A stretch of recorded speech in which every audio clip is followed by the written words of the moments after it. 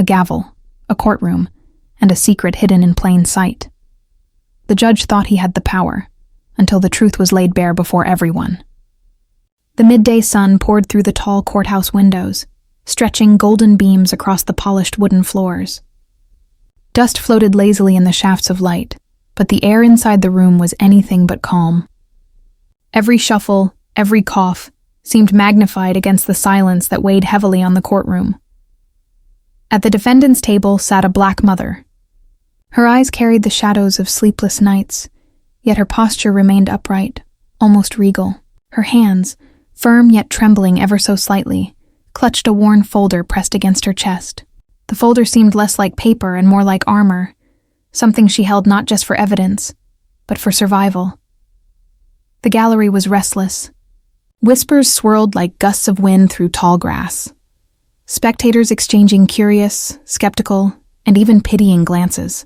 Every pair of eyes, it seemed, bounced between the woman and the man seated high above them, the judge. He sat like a carved statue, stern, immovable, eyes cold as marble.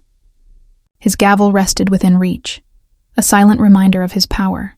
And yet, there was something unspoken in the air, an unease, a tension. Like everyone sensed that beneath the calm surface, the story unfolding was about to turn. The silence shattered when the judge's palm struck the desk with a sharp crack. The sound reverberated through the chamber, bouncing against marble walls and sending a ripple of unease across the gallery. His voice followed, booming and relentless, like a hammer striking steel. "You are wasting this court's time," he barked, each syllable sharp enough to cut.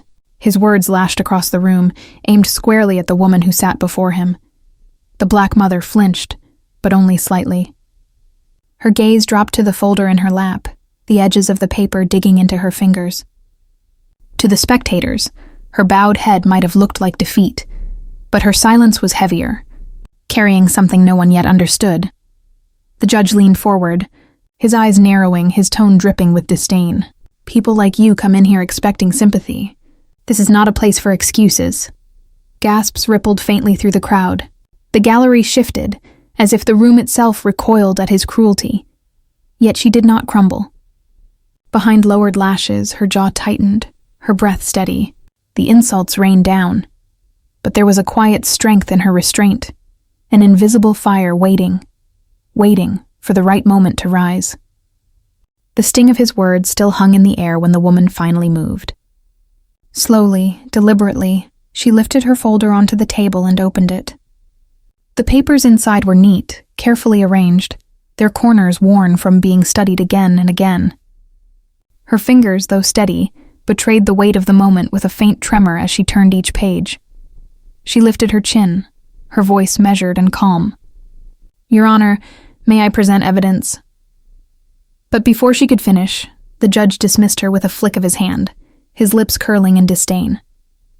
"Irrelevant," he barked, leaning back in his chair as if the very request insulted him. The sound of shifting leather boots drew attention.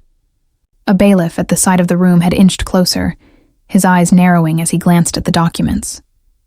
Something in his posture betrayed unease, like he sensed there was more hidden in those pages than the judge cared to admit. The woman's composure never wavered. She continued leafing through the folder, her movements precise, confident. There was an energy about her, a quiet certainty, that unsettled the room. It felt as though she held a secret that could change everything. The judge's voice thundered once more, a storm breaking loose in the still air. "Sit down. You will not waste another second of this court." His gavel struck the desk, the echo rattling through the chamber. But this time, the woman did not sit. Slowly, she rose to her feet, the folder pressed firmly in her hands. Her voice, though calm, carried an authority that silenced the whispers around her. "These are not defense papers," she said evenly.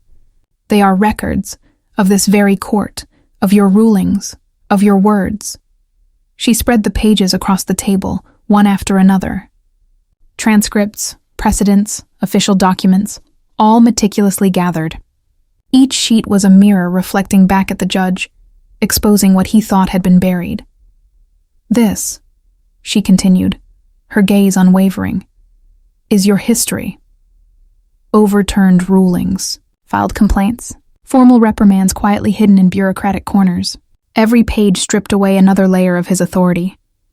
The gallery erupted in gasps, the sound cutting through the heavy silence. Even the bailiff stepped forward, eyes wide, drawn to the damning words on the paper. The judge's lips parted, but no sound came. The chamber, once ruled by his voice, now trembled under hers. The judge's composure shattered. His words stumbled, breaking apart like glass under pressure. This is... His voice faltered, his hand twitching toward the papers, but the sweat gathering on his brow betrayed his fear. The man who had moments ago roared with authority now seemed small, shrinking beneath the weight of his own record. A court officer moved closer, eyes scanning the documents with deliberate care. For a heartbeat, the room held its breath, waiting for the interruption, the expected dismissal. But instead, the officer nodded slowly, acknowledging the truth of what lay before him. The judge's mouth opened, but nothing came. The booming voice that once dominated the courtroom had been stripped away, leaving only silence. His authority dissolved, crumbling like dust before the woman he had tried to belittle. Then, with a calm that carried more strength than any outburst, the mother stepped forward. She reached toward the bench, her hand closing around the gavel. The room seemed to freeze. Without hesitation, she carried it to the evidence table and set it down, its hollow thud echoing like a verdict. The symbol of his power was no longer his own. And as officers escorted him out, all eyes followed, not in respect, but in disbelief.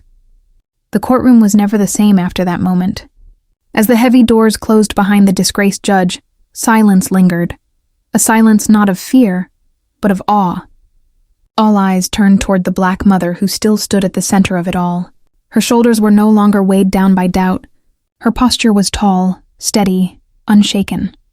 The folder, now open on the table, glimmered under the slanting sunlight, as if the truth within it had finally been given a voice. A clerk cleared her throat, breaking the hush, and the proceedings shifted. This time, her case was heard, not brushed aside, not silenced, but acknowledged in the full light of justice. Yet what resonated most was not just her victory, but the quiet bravery that had forced an entire room to confront its own reflection. She had turned the tide, not with rage, but with patience sharpened into power. The gavel lay where she had placed it, stripped of its intimidation. No longer the judge's weapon, it had become something else entirely. A symbol of truth reclaimed, of justice restored. And the lesson hung in the air. Power built on fear and arrogance will always collapse before truth, patience, and unyielding courage.